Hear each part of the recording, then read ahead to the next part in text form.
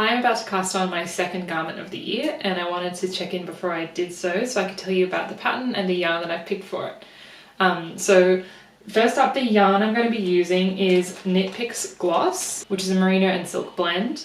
I think it's 70% merino and 30% silk, and I have it in this absolutely stunning color called Kenai, which is basically a super saturated teal blue-green. I bought this for myself as a gift for my birthday last year. So I have 400 grams, I think, this much. And for the pattern I've picked for it, I'm going to be knitting up the Low Tide sweater, which is this incredible saddle shoulder lace sweater. It looks really intricate. I've never knit a saddle shoulder before, but it's on my kind of yearly plans. And it has an incredible ribbed neckline that turns right into this kind of cabled and lace panel down the shoulders and panel down the front and the back. Yeah, I'm super excited about it. I'm going to be recording along the way, so we'll see how I go with that. I think I'm going to be casting on with the ChiaoGoo 2.5mm needles and doing magic loop. So yeah, wish me luck.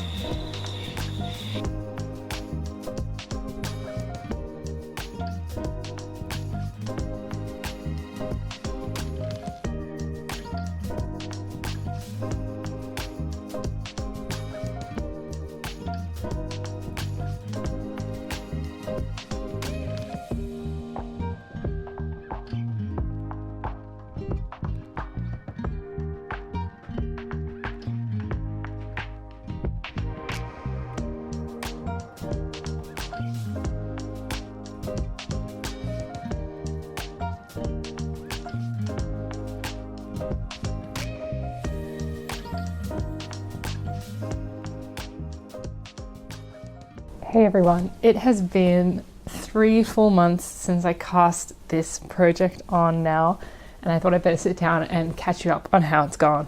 So as you can see, I am currently all the way through the body, and I have knit most of one sleeve.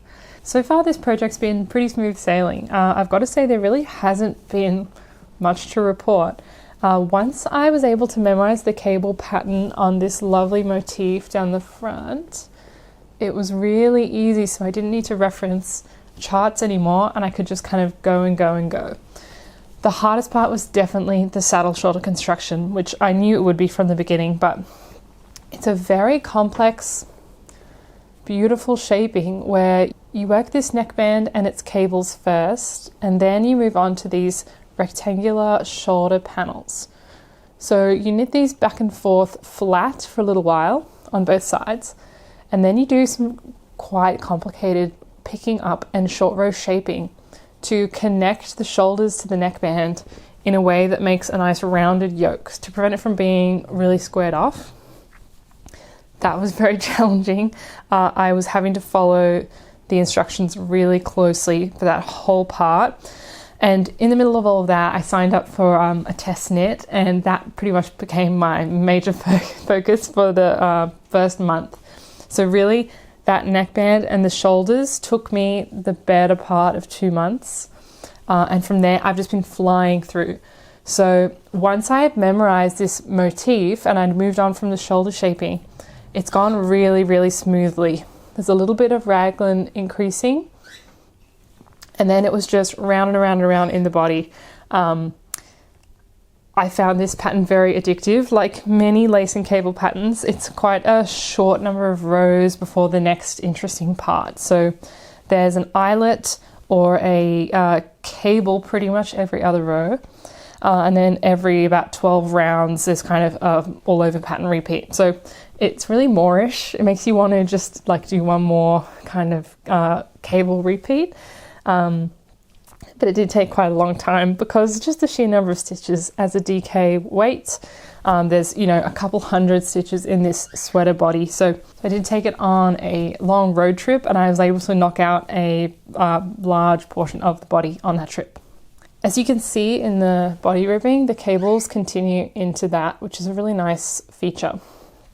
I decided to do an Italian bind off, which is my go-to bind off for all my sweaters. And I kind of did it without checking the pattern. And thinking about it now, I do kind of wish I had done a bind off that better matches the cast on. So I used a German twisted cast on, and I do really like that kind of decorative edge that it gives the neckline. And I kind of wish that I had a matching finish on the body, but by the time I realized that, I was already halfway through the bind off and I didn't have it in me to unpick hundreds of Italian bind off stitches. So I just kept going with it. I do think it looks nice as always. And I'm still tossing up whether to do a Icelandic bind off for the sleeves, which looks like a German twisted cast on. Anyway, in terms of modifications, I did choose to add an additional cable repeat to the neckline to raise it slightly.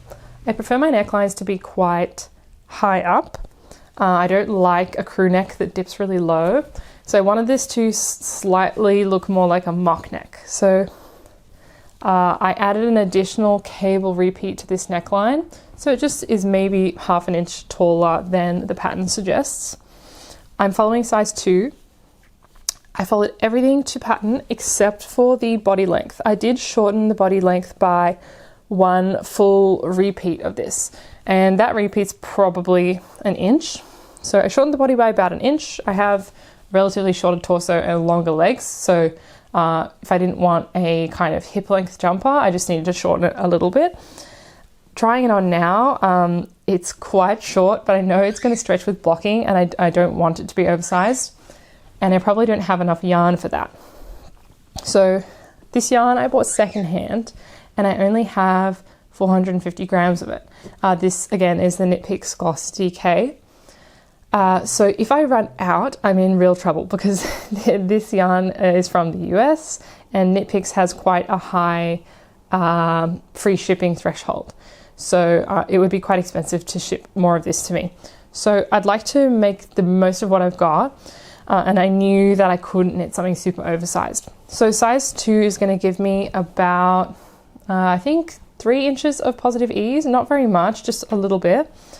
And for a while there, I was a bit worried that I wouldn't have enough yarn to do full length sleeves, but I made some mistakes in my maths there. So I checked again and I will have just enough. So once I finished the neckline and the body, I weighed my remaining yarn and I think I had about 170 grams left. So I'm able to basically knit through half of that to make the sleeve as long as I can, and then I'll use the rest for the other sleeve. Speaking of sleeves, I've gone off book just a little bit with this one. As always, I just get ideas about how I want the sleeves to be, and I don't generally follow the pattern. I did check the pattern, and it suggested pretty regular decreases throughout the sleeves to create a tapered fitted sleeve, but this is already fitting a little tight on me. So I decided to ignore the instructions and decrease infrequently. So I've only decreased twice in the upper half of this sleeve. Then I knit straight for a few inches. And now towards the bottom of the wrist, I'm actually increasing again. I want there to be a slight balloon sleeve effect where the sleeve puffs out and then cinches in at the cuff. So to get that effect, I needed to increase out again. Yeah, I'm about 2/3 of the way through that sleeve. It's going well. I'm using my 9-inch circulars. These are my Knit Pro Mindful needles. So they're just 9-inch in the round needles. So I'm able to just go around and around and around without stopping, which is awesome. This yarn is a DK weight and the pattern actually calls for a fingering weight yarn. When I saw that, I did wonder if this was the right yarn for the job, but then I looked at the gauge and the gauge for the pattern is only in about the mid-20s, so about 24 stitches per 4 inches, and that's pretty close to the gauge for this yarn. So I think the original yarn that the pattern designer suggested had a little bit more fluff to it, So I figured I could get away with this one. So my jumper is coming out a little bit denser than the pattern, but I think it's pretty close to gauge. I'm running a little bit tight at the moment, which is surprising because I'm using the suggested needle size of 3.5 millimeters. And usually I'm quite a loose knitter, so this designer must also be a loose knitter. So as it is now, the jumper is a little bit tight on me. It's pretty much no ease at the moment. So that's where we're at. I've got a little bit more in the round knitting to do on these sleeves, and then some cuffs and some final bind offs, blocking, and then I'm finished, and I will be back to show you the finished project.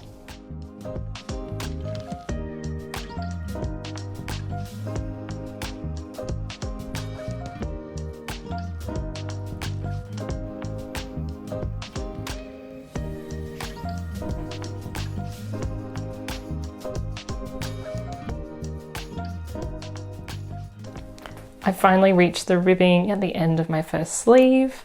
Here's how the sleeve looks so far. This is kind of the shape. It's a very slight bell sleeve. And in my head, I thought I was going to do some pretty rapid decreasing before the ribbing to create a cinched cuff. And that way the cuff was tight on my wrist, but the sleeve was a bit billowy, so it would create a balloon sleeve. And that's all good in theory, except I didn't realize, or I didn't think that the cable pattern here is kind of knit one, purl one. So when you're done with a cable repeat, you end up with knit, purl, knit, purl, knit, purl, knit, purl. And if I were to do some knit two togethers, it would have disrupted that pattern. So I was forced to leave this cable panel alone and just knit one for one. And then in the back half of the sleeve where I just done stockinette, I was able to fit in some decreases. So I did purl, knit, purl, and then knit two together. So I was decreasing 5 stitches into 4 stitches. So I did that all the way around this side of the sleeve. So I probably decreased maybe 10 stitches or so, and then left the other side alone. So I'm hoping that that combined with the smaller needles, these are my 2.5 millimeters for the ribbing, will create a slightly cinched cuff effect. Maybe not as much as I had hoped, but enough to, it's not going to look like a bell sleeve, it's going to look like a balloon sleeve.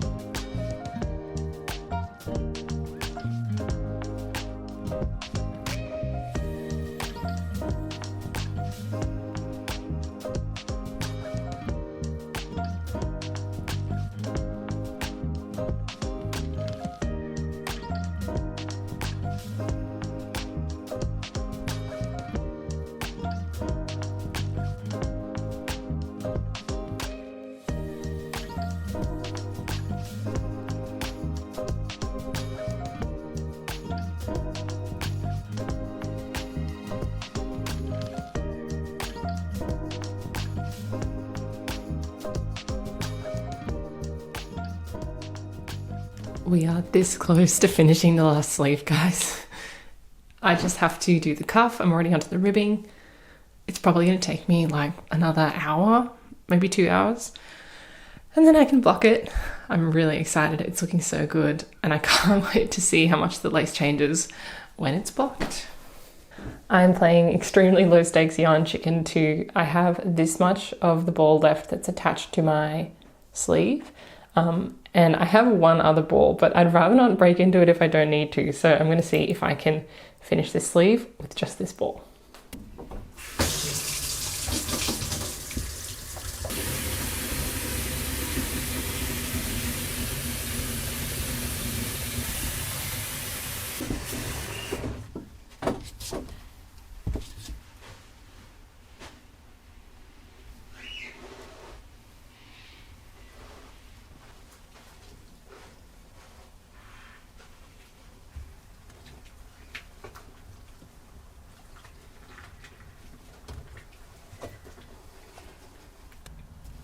Look how green the water's turned.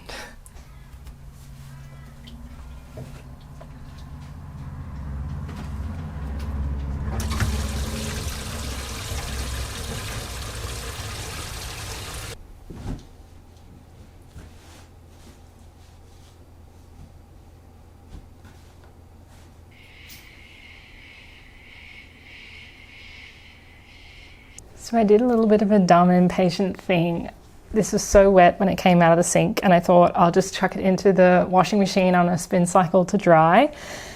And I put it in a delicates bag and left it for about probably 6 minutes. And there's something with my washing machine where it doesn't spin at full speed, it spins at half speed for a while. So it was kind of tossing the jumper around. So I pulled it out, and I think I obviously did the right thing because it started to felt just a little bit. It's really not that bad, but there's a couple of sections where the cables have started to look really flat. So I'm glad I didn't leave it in there for the full time. It's definitely not ruined. Most of it's fine, but I absolutely started the felting process. You can see here where I left my ends, the ends were totally felted.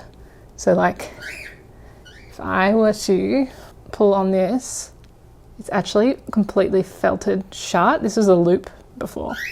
I don't think it is the end of the world, and we'll see how it looks when it's dry. It might be all right once it's dry and I've kind of fluffed it out a little bit. But yeah, heads up, this yarn is absolutely hand wash only. I wouldn't risk putting it in the machine at all.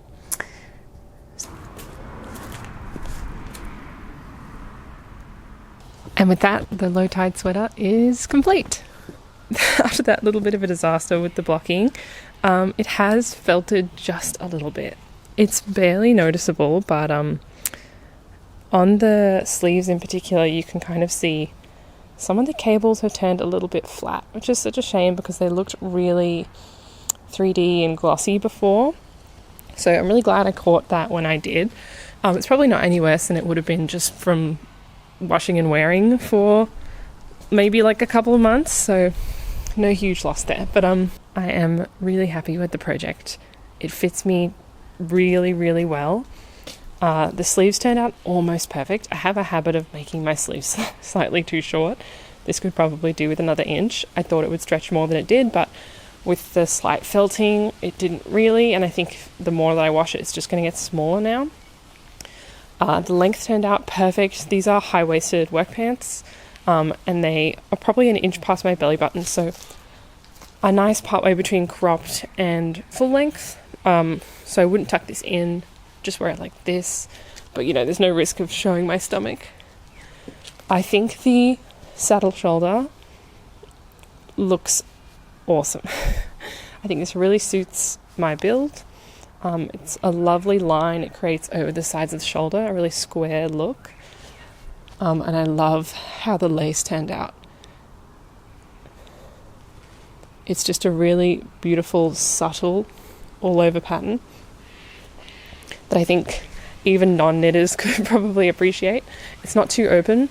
The gauge, since I picked a yarn that's a little bit thicker than the pattern suggested, is not quite as open. So if you look at other photos of people who've done this pattern, this section here has a little bit more open work, whereas on mine it's quite subtle, which I don't mind at all.